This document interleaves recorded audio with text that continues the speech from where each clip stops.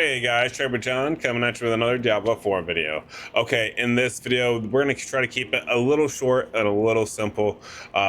Really, all we're going to talk about in this particular one is how important is Renown in Diablo 4? Is it something that you need to be really focusing on? Or is it one of those things where you can kind of passively gain it? And also, what does it actually net you if you do try to focus on your Renown?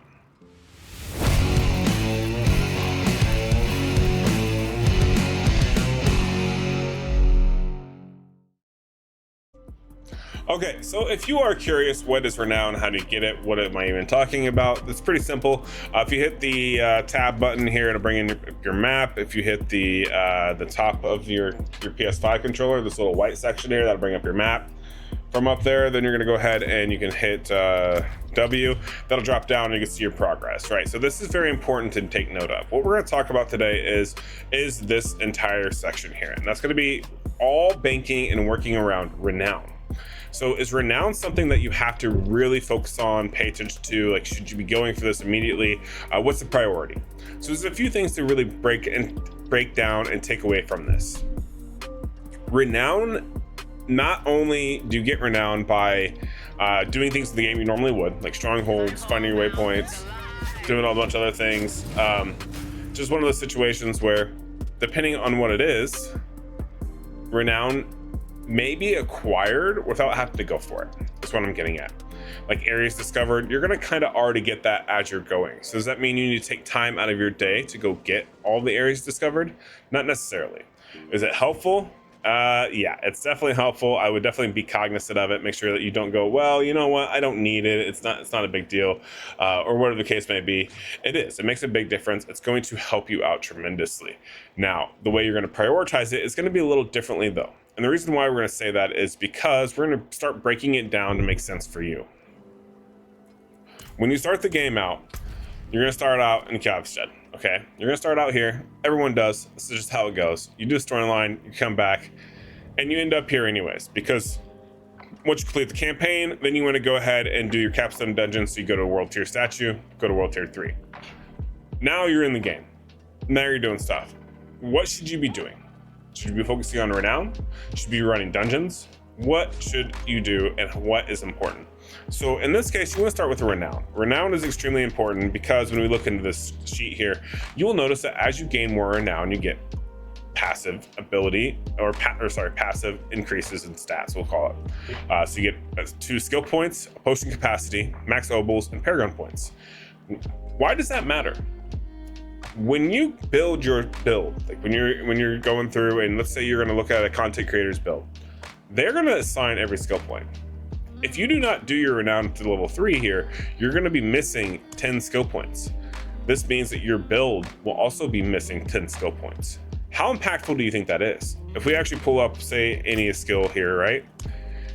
Let's say the ultimate makes most sense. This is 3 skill points. Okay, well, that makes up 3 skill points, right? So that could be potentially, I didn't get that.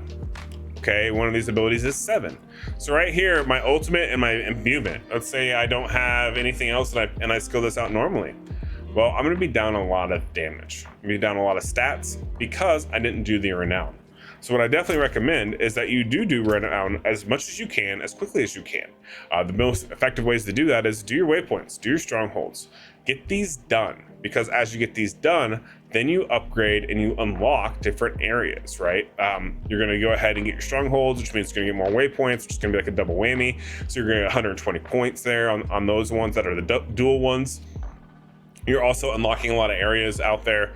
And then once you get here, you get the skill points. That makes a big difference, especially if you stay low level.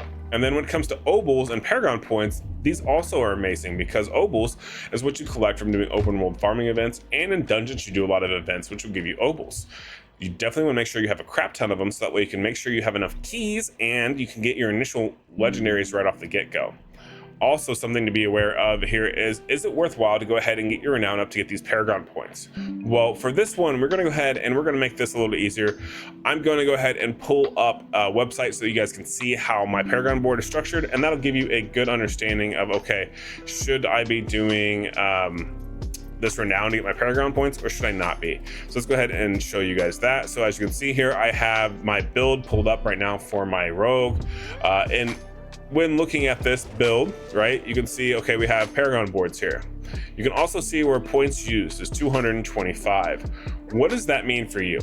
Basically what this means is if we look at the other board here, like the main in the game, if you don't get your renown all the way done, you're not going to get 40 points. So this means my current board would be minus 40 points.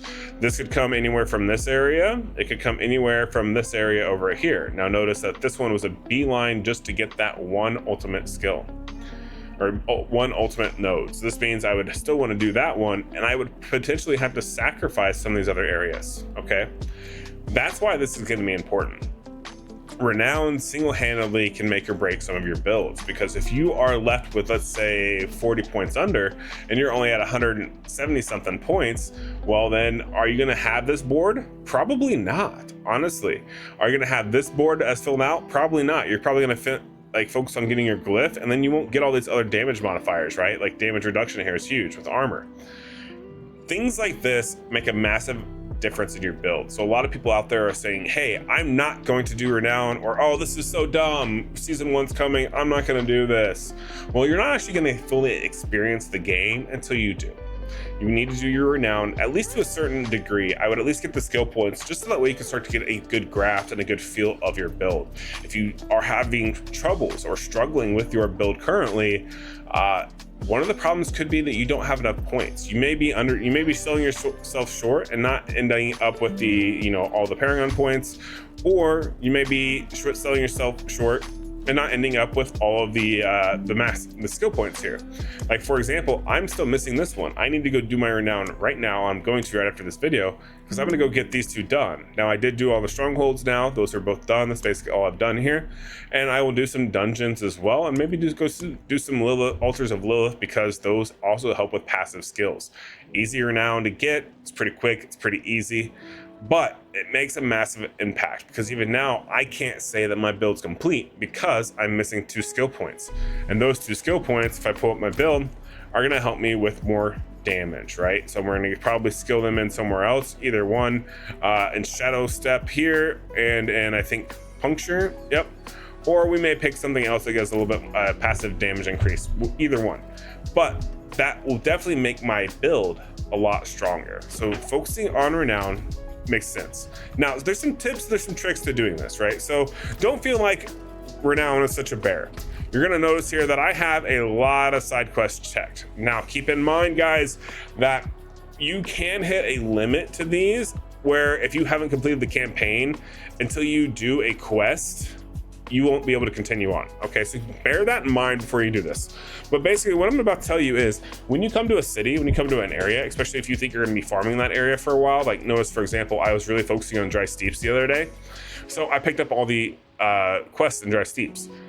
So as you go to the different areas and you're just playing the game casually or normally, you may complete these. Like for example, I was doing Hell Tides earlier, and I had an event in a certain location that was on fire that to collect the souls. So by killing, because I needed to get cinders, I was doubling up. I was getting both the souls for the side quest and the cinders for the Hell Tides event. So this was a twofer, and then that got knocked off in the process. I didn't even have to go for that one. However, because I stopped and I talked to someone and got the quest, I was able to do it at a later date and go ahead and complete it. What did that do for me? That gave me more renown, because if we go ahead and we hit W here, you can see that side quest, for each side quest, you get 20 renown. So if you have 35 of these, right, and at 20 renown, and you happen to get this kind of organically, passively, what's that going to do overall for your build? It's going to make it super strong, and it's also going to get you a crap ton of renown super quick, okay? So keep that in mind with your endeavors of trying to get renown, of trying to decide, is it worth it, is it not worth it? I can tell you right now, it is definitely worth getting. It's going to be the most impactful thing probably to do in Diablo 4. And honestly, I don't know that will ever change. So hopefully we do see some changes on how this works for the next season. I guess we're going to really find out from season 1 what the game's really going to feel like after playing another season. But I think overall we're going to be in a pretty good shape. All right, so that's going to do it for this video. Hopefully this helped you understand how important renown is, making sure that you are acquiring renown, that are going ahead and getting those first three tiers here. It makes a big difference. And yeah, if you enjoyed the video, make sure to like and subscribe, and I'll catch you guys in the next one. Peace.